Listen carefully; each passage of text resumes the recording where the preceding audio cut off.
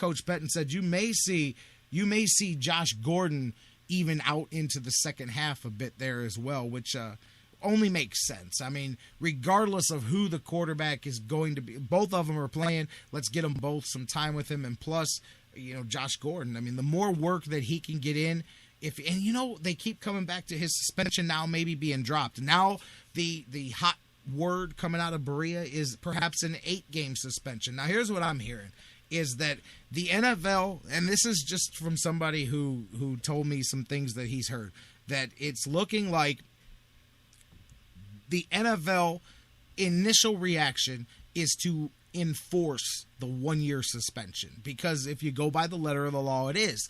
The Josh Gordon camp has let it be known to Commissioner Goodell and to the NFL that they will legally and outside of the NFL try to enforce some type of jurisprudence over this whole thing, whether it's a lawsuit or something, and tie it up in the court system, which is something that perhaps both sides are looking to avoid. I was told yesterday that the actual the reason that there's a delay of perhaps a week or two, or we've heard 1 to 3 weeks, but the reason for the delay is a negotiation right now. Both sides are trying to see if they can't find a common ground. So I guess that's why people are holding out hope, and I guess that is an outside thing. If the NFL decides, we're going to suspend you for a year, okay, we're going to sue you. How can we meet in the middle? And they maybe, perhaps, I guess that's the ground that a lot of people are holding on to, that this will be only an 8-game suspension, and that's very possible. Keep in mind that even if that's true, that's still the entire first half of the season without Josh Gordon out there, which changes a lot of decisions, including, that changes a lot of your decisions, quarterback and everything, the way you're going to put the team together, the type of schemes you're going to run in the first half. If you're going to get him back in the second half, the way you... not that you try not to win, but I guess that changes decisions too, because, and I'll say, I don't know, even with the quarterbacks, okay, if you're going to say, it's a lost year, let's throw the rookie out there and let him get his experience. I don't know if the defense, let's say the defense is as good as it looks like it may be, and you do get the possibility of Josh Gordon coming in mid-season, then I think you operate differently in the first half of the season. Then I think you have every responsibility to win as much as you can. And I most definitely think that'll change, too, the thought process of things. But regardless, I see Bruce in the chat room says if he takes the NFL to court, kicking him out of the league, that's not how it works. Al Davis took the NFL to court and won millions of dollars. Technically, so did Donald Trump, but he only won $1. But no, that's not how that works. And the only thing I'm curious of, and I'm going to talk to John McMullen about this tomorrow when he joins us, is if Josh Gordon if the NFL says you're suspended for a year, appeal denied, and then Josh Gordon says, well, I'm going to take this to court and I'm going to try to get it overturned, I would assume that he would get an injunction, because you can't suspend the guy and have it upheld and then a court overturns it, because you can't get those games back. So I would assume that the appellate court would then put a hold or a stay on the suspension, and it would be so. That's a risk you take, though. Bruce does have a good point, but I don't think it would get to that point. And I think the NFL wants to avoid that, because here's the other thing. If Josh Gordon does that, you can take it to the bank, bet your bottom dollar that every person who has had a tainted sample or in the future fails because of a small nanogram difference on their A and B, you're going to open up a whole lot more lawsuits. So I think that's why the hush-hush and the 1 to 3 week delay is they're trying to figure out a way to negotiate this thing out of the spotlight and get it taken care of, because that's the last thing the NFL wants, because that'll open up a precedent for guys who have already been found guilty or suspended or whatnot, and all the guys coming in the future. So I guess there's your hope if you're a Browns fan. My gut still tells me, and I was told this, that regardless of a settlement, the NFL is intending on 1 year suspension And so now that's where this comes in. Basically, I don't want to say it's kind of a little blackmailish, hey, listen, man, we're going to sue you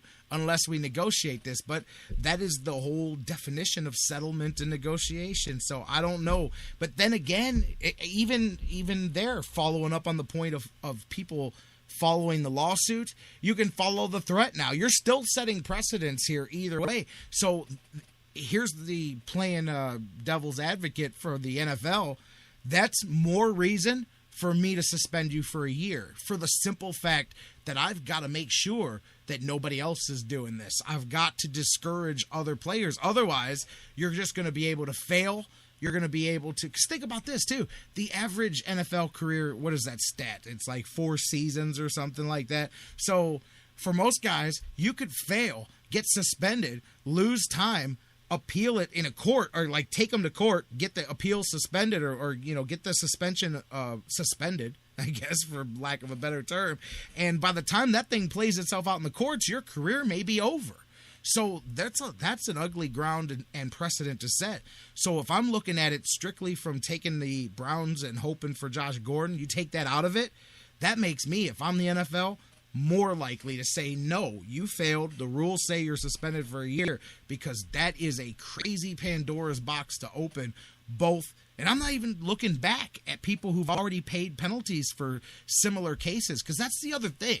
We've talked about this here in Cleveland, and we know about the samples, and some people have learned about nanograms, don't even know what that term was before. How many other cases that have not been public, or at least have not been talked about here in Cleveland, have smaller samples or different samples? I did hear that Gordon's was the lowest number that a suspension has been done for, but regardless, there may be other ones. So there's a whole Pandora's box that can be opened up by this, but that's kind of the latest on where that sits. And here's the other part too that sucks from a Browns perspective, and you would hope that they work a settlement, is if this thing goes the full couple of weeks, you're probably going to be right up until the last week of training camp. And remember back in June when we mentioned talking about Josh Gordon's appeal, that because he is choosing to appeal this and drag it out, his suspension, whenever it begins, the 1-year clock starts ticking. It hasn't started ticking. So if Josh Gordon's suspension and appeal is denied and he is kicked into a full 1-year suspension, let's just say it's the last week of camp before the season starts. Well, guess what? That means he is suspended until the same time next year, which means you have now missed all of training camp next year as well, because you have to be out for that duration. So he is, there's the risk of this affecting next year as well. Plus, I still think no matter what, he's going to miss 2 games next year, even if they drop this. Even if they said Josh Gordon's right, we're not going to suspend him at all, I still think at the end of the day he gets 2 games next year for the DWI, assuming, depending on what happens with that in the court system, I should say, because apparently he could get it. But, we're going to have to see how this comes out. Now, I saw Mary Kay. I see you guys in the chat room talking about it, saying 8 games is what the Browns are prepared at this point for a minimum. Like, they know that there's no way it's going to be less than 8 games, I'm assuming, because I'm sure Gordon's people are keeping them in the loop. That's what they're aiming for. So I'm sure Gordon's people came to the NFL and said 8 games, we're leaving 8 on the table. We're willing to sit out the 8 games. So that's already on the table. So there's no, even if we agree with you, you're going to get 8 games. So I'm guessing the hope is just simply cutting off those other 8 out of it. I just wonder about the precedent. Like, if I'm the NFL, every time I think about settling with Josh Gordon, I'm going, but, man, do you want to open this up? But at the same time, does it go to the courts? Because then who knows? Maybe the court system, they don't care about your collective bargaining agreement. If they think something, they can step in and do what they want. Maybe they blow holes in the CBA, and I don't know. So there's some bad things that can happen from the NFL's perspective too. They could go to court and they could end up the big losers out of this. Or, like we said, the precedent is set where other people, because then think about that. If Josh Gordon took, and I don't think none of this happens, but if Josh Gordon took the NFL to court and won, don't you open up the door now to all the people who were previously suspended, since they can't get their suspensions back. Maybe I don't know.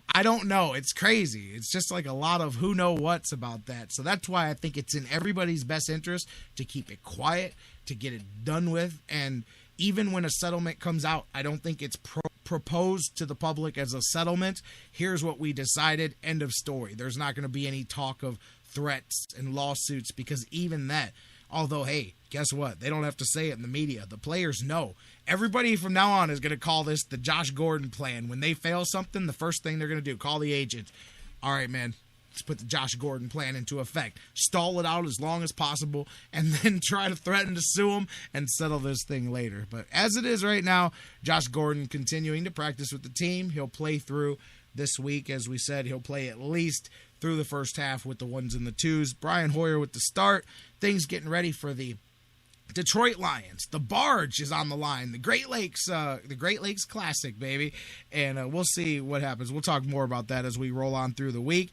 What else? Oh, you know what? I'm not going to go too deep into this because I still think what the guy did was stupid. But I got a kick out of a blurb that came across one of my alerts yesterday about the guy who peed on Art Modell's grave and then YouTubed it like an idiot and went out there and put it out there for us. He was charged. They tracked him down. He's a 61-year-old man from outside of Columbus, Ohio. Paul Serbu is his name. They charged him with disorderly conduct in a cemetery.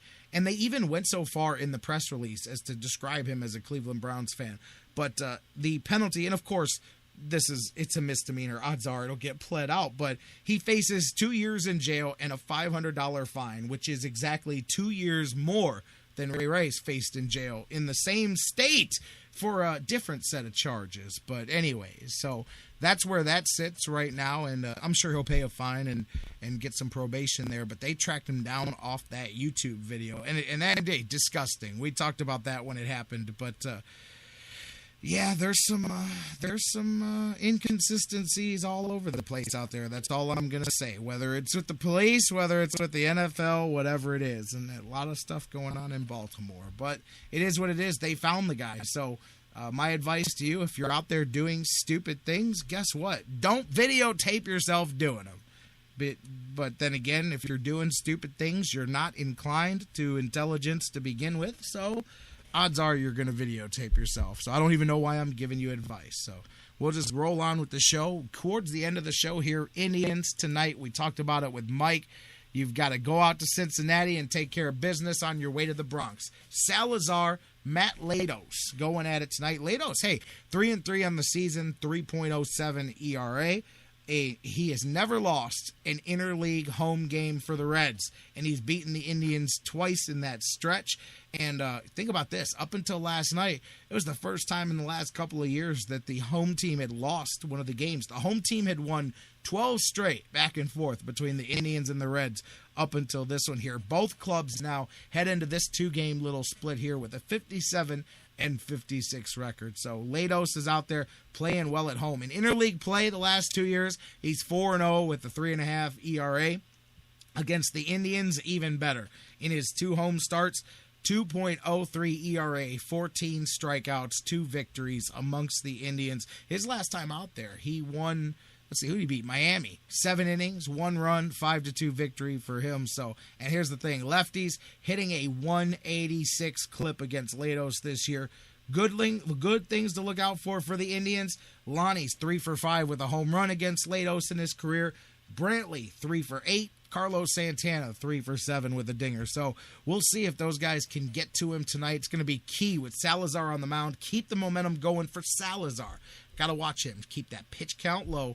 Get yourself rolling here. It takes place at Great American Ballpark in Cincinnati. Then they wrap things up tomorrow with Homer Bailey on the mound for the Cincinnati Reds. The Homer Bailey taking on my man TJ House, and I like him. I do. I like House, and I want to see more of what he can do. Hopefully he can continue to improve upon things. Guys, tomorrow we're going to continue to hopefully improve upon things too. It's what we go out for anyway. Tomorrow, John McMullen from the Sports Network, he'll be with us talking about all the latest with the Browns and NFL. We'll talk more about this Josh Gordon thing with him, see if he's on the same ship with me here about the lawsuits and the settlements and all of that. We'll talk about the latest with all the training camp battles around the league as the full slate of preseason games is on tap for this weekend. We'll talk Tribe as they head into the finale with the Cincinnati Reds.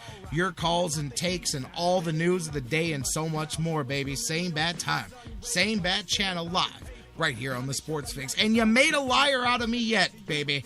We are at 2 o'clock on the dot, which means we're